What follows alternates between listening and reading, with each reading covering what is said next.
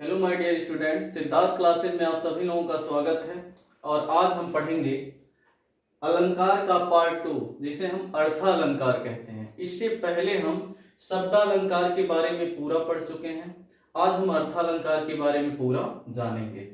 क्या होता है अर्थालंकार? अगर बात करें, वे अलंकार जो अर्थ के माध्यम से काव्य की शोभा बढ़ाते हैं, वे अलंकार जो अर्थ के माध्यम से काव्य की शोभा बढ़ाते हैं, उन्हें हम अर्थालंकार कहते हैं। माय डियर स्टूडेंट, इससे पहले जब हम शब्दालंकार पढ़े थे तो शब्दालंकार के बारे में आपको बताया था कि वे अलंकार जो शब्द के माध्यम से काव्य की शोभा बढ़ाते हैं, उन्हें हम शब्दालंकार कहते हैं।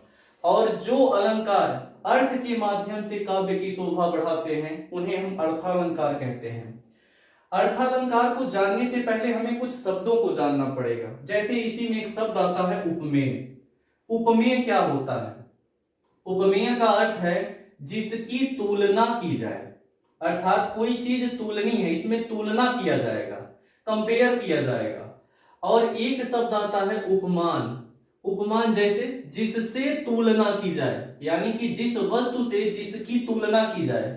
अर्थात अगर हम एक सुंदर चरित्र के बारे में बताएं, जैसे एक प्रेयसी हुई, प्रेयसी मतलब प्रेमिका, अगर हम प्रेमिका के मुख की तुलना चांद से करें, अगर हम प्रेमिका के मुख की तुलना चांद से करें, तो चांद क्या होगा? उपमान होगा। अर्थात जिससे तुलना की जाए, हम उसके मुख की तुलना किससे कर रहे हैं? चांद से कर रहे हैं, तो चांद क्या है? उपमान है। तो उपमेय क्या होगा? प्रेयसी का जो मुख होगा। आई होप कि अब बातें समझ में आ गई होंगी। उपमेय क्या होता है? जिसकी तुलना की जाए। और उपमान क्या होता है? जिससे तुलना की जाए।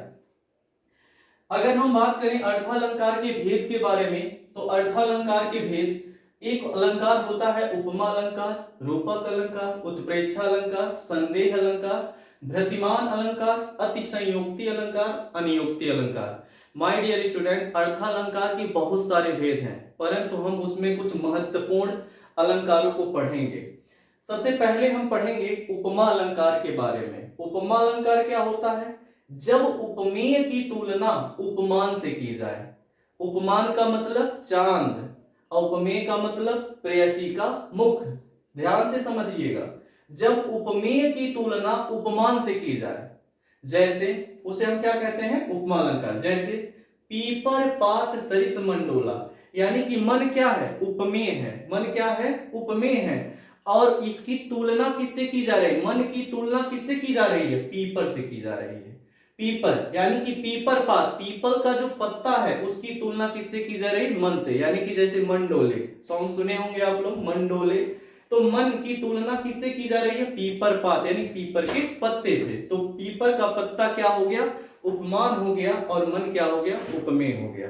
अर्थात माय डियर स्टूडेंट, जब उपमेय की तुलना उपमान से की जाए तो उसे हम क्या कहते हैं? उपमा अलंकार कहें। अब कुछ शब्दों को हम समझते हैं। अगर हमें किसी भी पंक्ति में सा शब्द, सम शब्द, समान शब्द, सदृश, सरिस शब्द, ऐसे शब्द आए, तो हम उसको देख के ही बता सकते हैं वो क्या है? उपमा अलंकार है। उसको हम देखकर ही बता सकते हैं वो कौन सा अलंकार होगा?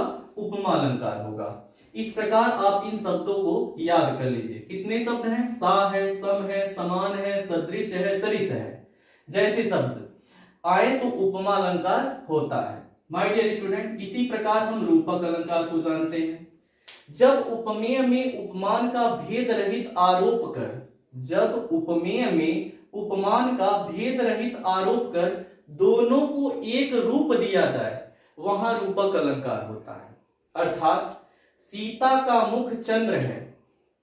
अब ध्यान से समझिएगा, जब उपमेय में उपमान का भेद रहित आरोप कर दोनों को एक ही रूप दिया जाए, अर्थात सीता का मुख चंद्र है, यानी कि सीता का जो मुख है ना, वो कैसा है? चंद्र है। कैसा है? चंद्र है। यानी कि सीता का मुख जो है चंद्रमा के समान है, तो उसे हम क्या कहेंगे? रूपक अलंकार। इसी प्रकार मैया मैं चंद्र खिलौना ले हो, यानी कि मैया यानी कोई बच्चा जिद कर रहा है कि मैया मुझे चंद्र खिलौना, चंद्र जैसा खिलौना नहीं, चंद्र खिलौना ही चाहिए, तो यहां पर क्या होगा? रूपक अलंकार होगा। अगर आपको बताएं तो 100% केस नहीं, लेकिन 90% केस में अगर आप रूपक अलंकार पढ़ रहे हैं तो उनके बीच में योजक चिन्ह लगा होगा, और जहां भी आपको ऐसे योजक चिन्ह दिखाई देते हैं तो इसका मतलब क्या हुआ, वह रूपक अलंकार है। इसी क्रम में हम उत्प्रेक्षा अलंकार की बात करें तो उपमेय में उपमान की संभावना व्यक्त की जाए, अर्थात इसमें संभावना व्यक्त किया जाता है। जैसे यहां हमने देखा सीता का मुख चंद्र है, यानी कि सीता का जो मुख है ना, मुख नहीं चंद्र है, यानी चंद्र के समान है, तो यहां पर क्या हो गया, रूपक अलंकार। लेकिन उत्प्रेक्षा अलंकार में उपमेय में उपमान की संभावना व्यक्त की जाए, अर्थात सीता का मुख मानो चंद्र है, यानी कि सीता का जो मुख है ना, वो मुख नहीं, वो चंद्र है, मानो सीता का मुख मानो चंद्र है। इस शब्द को आप पकड़िए, यानी कि अगर आपको उत्प्रेक्षा अलंकार जानना है तो मानो, जानो, मनु, जनु, मनो, जान, जनहु, ये शब्द जहां भी दिखाई दे आप समझ जाएंगे कौन सा अलंकार है, उत्प्रेक्षा अलंकार है। और अगर आप शब्द को पढ़कर जानना चाहते हैं तो उपमेय में उपमान की संभावना व्यक्त की जाती है। उपमेय क्या है, यानी कि सीता का मुख मानो चंद्र है, तो चंद्र क्या है, उपमान होता है, और सीता का मुख यानी कि उपमेय। उपमेय में उपमान की संभावना, यानी कि सीता का मुख मानो चंद्र है, यानी कि सीता का मुख नहीं, वो चंद्र है, तो ये कैसा अलंकार होगा, उत्प्रेक्षा अलंकार होगा। अब संदेह अलंकार के बारे में जाने। संदेह अलंकार क्या होता है, उपमेय में उपमान का संदेह होता है। संदेह का मतलब हम संदेह में रहते हैं कि उपमेय है कि उपमान है। जैसे विरह है अथवा वरदान, अब बताइए इसमें विरह है कि वरदान, यानी कि ना कंफर्म नहीं हो पा रहा है कि विरह है कि वरदान है। और पहले ही हम लोग छोटी कक्षा, जब छोटे थे तो अन्य कक्षाओं में पढ़े थे कि नारी बीच सारी है कि सारी बीच नारी है, कि सारी ही नारी है कि नारी ही सारी है, यानी कि इसमें सारी और नारी के बीच हम अंतर नहीं कर पाए, अर्थात ये क्या होता है, संदेह अलंकार होता है। इसके बाद हम पढ़ते हैं भ्रांतिमान अलंकार के बारे में। अब ये क्या होता है, जब उपमेय को भूल से उपमान समझ लिया जाए। अब उपमेय को ही हम क्या समझ लें, उपमान। जैसे ओस बूंद चुंग रही हंसिनी मोती उसको जान, अब जो हंसिनी है वो उसकी बूंदों को चुंग रही है, अब उसको क्या समझ के चुंग रही है, मानो वह क्या हो, मोती हो, क्या हो, मोती हो। यानी कि भ्रांतिमान अलंकार वे अलंकार होते हैं जिसमें उपमेय को भूल से उपमान ही समझ लिया जाए, उसे हम क्या कहते हैं, भ्रांतिमान अलंकार। जैसे ओस की बूंद चुंग रही हंसनी मोती उसको जान, यानी कि जो हंसनी है ना वो ओस की बूंदों को चुंग रही है, किंतु उसको क्या समझ रही है, मानो वह क्या हो, मोती हो। ठीक इसी प्रकार हम पढ़ेंगे अतिसंयोक्ति अलंकार के बारे में। अतिसंयोक्ति अलंकार क्या होता है, किसी बात को बहुत बढ़ा चढ़ा के कहना, कहते नहीं है जैसे भौकाल मार रहा हो, ऐसे शब्दों को, किसी बात को बहुत बढ़ा चढ़ा के कह दिया जाए तो उसे हम क्या कहते हैं, अतिसंयोक्ति अलंकार कहते हैं। जैसे हनुमान की पूंछ में लग ना पाई आग, हनुमान की पूंछ में लग ना पाई आग, लंका सगरी जल गई गए निशाचर भाग, यानी कि हनुमान जी की पूंछ में आग भी नहीं लग पाई और सभी निशाचर भाग गए, क्यों, क्योंकि लंका जल गई। यानी कि जिन बातों पर विश्वास ही ना हो उन्हें हम क्या कहते हैं, अतिसंयोक्ति अलंकार कहते हैं। इसी क्रम में हम पढ़ें अनियोक्ति अलंकार।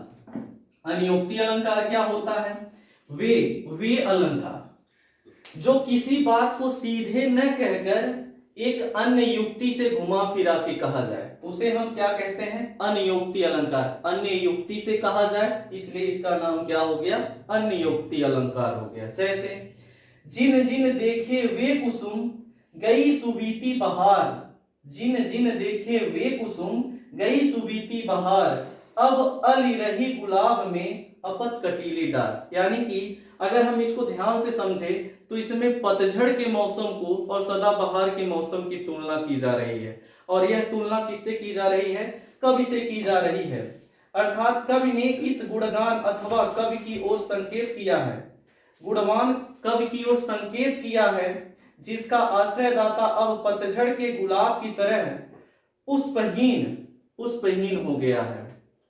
कहने का तात्पर्य है कि अगर हम सदाबहार के मौसम में देखते हैं तो गुलाब के पुष्प हमें बहुत अच्छे लगते हैं, यानी कि जब पतझड़ का मौसम आता है तो हमें कैसे दिखाई देने लगते हैं, यानी कि मानो बेरंग हो गए हो। ठीक है, तो उसी की ओर, कब की ओर संकेत कर रहा है, यानी कि कवि को डायरेक्ट न कहकर गुलाब का आश्रय लिया गया है, कवि को डायरेक्ट न कहकर गुलाब का आश्रय लिया गया है। तो यही अलंकार क्या कहलाता है, अनियोक्ति अलंकार, यानी किसी बात को सीधे न कहकर घुमा फिरा के कहना या अनियुक्ति से कहना। तो माय डियर स्टूडेंट, वीडियो आपको कैसा लगा है कमेंट करके जरूर बताइएगा और चैनल को सब्सक्राइब करना मत भूलिएगा। धन्यवाद।